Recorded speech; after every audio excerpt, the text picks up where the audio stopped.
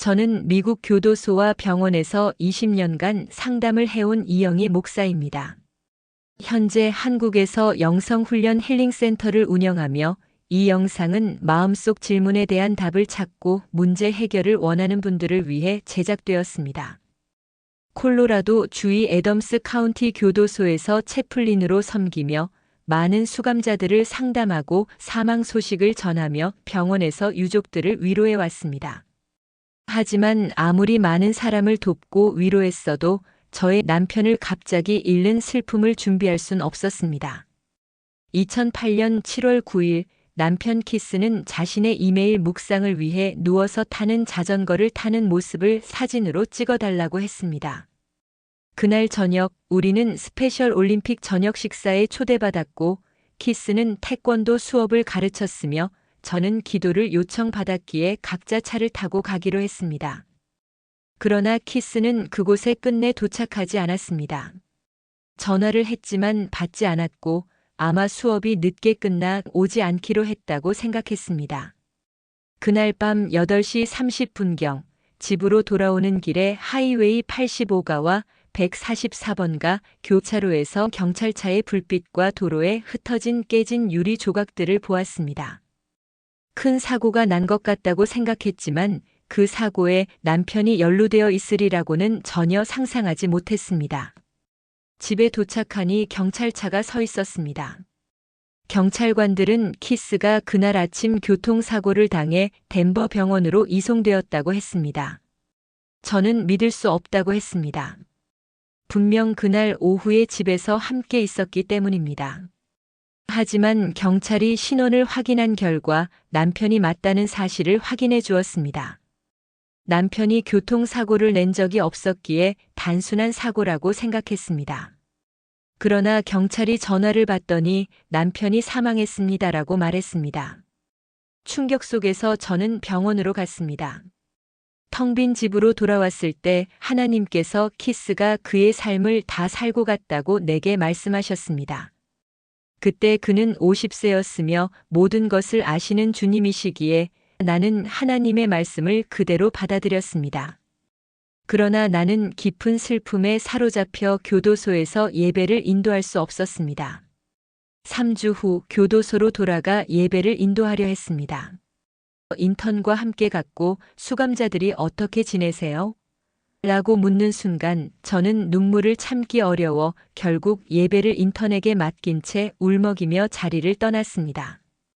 위로를 찾고자 아들과 함께 와이오밍에 있는 딸을 방문했습니다.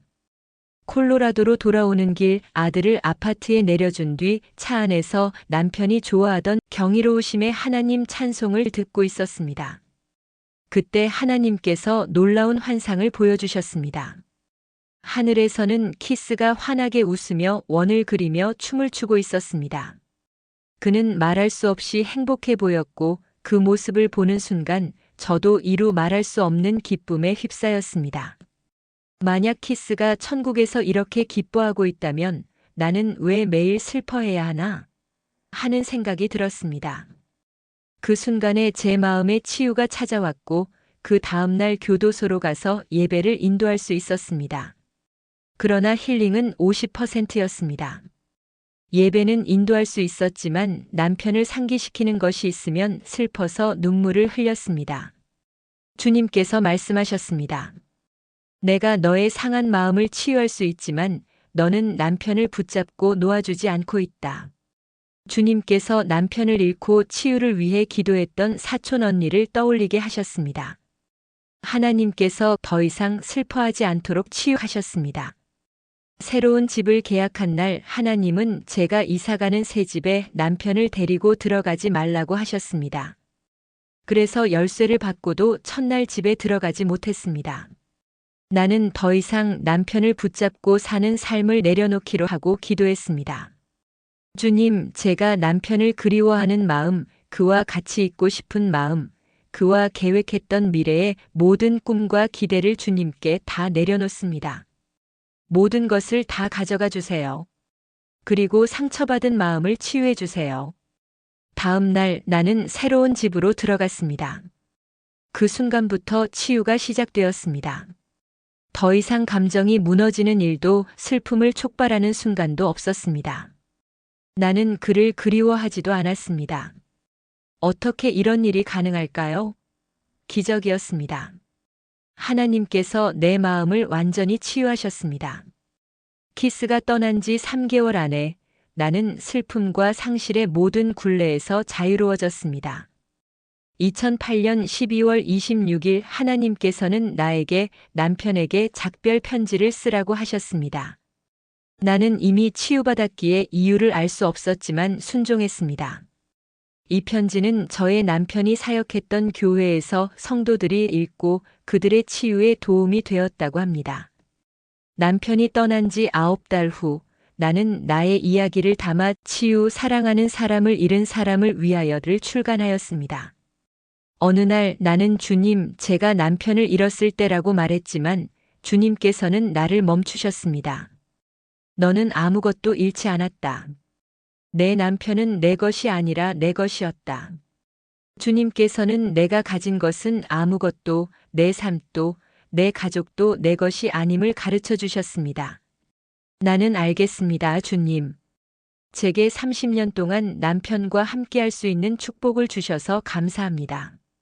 그것이 주님의 은혜였습니다라고 고백했습니다.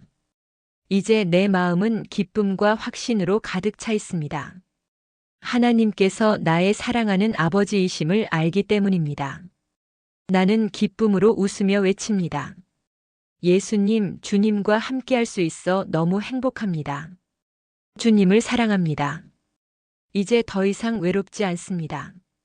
예수님께서 내 마음을 채워주시기 때문입니다. 묵상과 기도. 사랑하는 이를 잃고 슬퍼하고 계신가요? 사랑하는 이를 하나님께 온전히 맡기고 비록 어려울지라도 작별의 편지를 써보세요. 상실의 아픔은 크지만 진정한 치유는 기도로 하나님께 맡길 때 찾아옵니다. 무엇보다 하나님을 가장 사랑해야 합니다.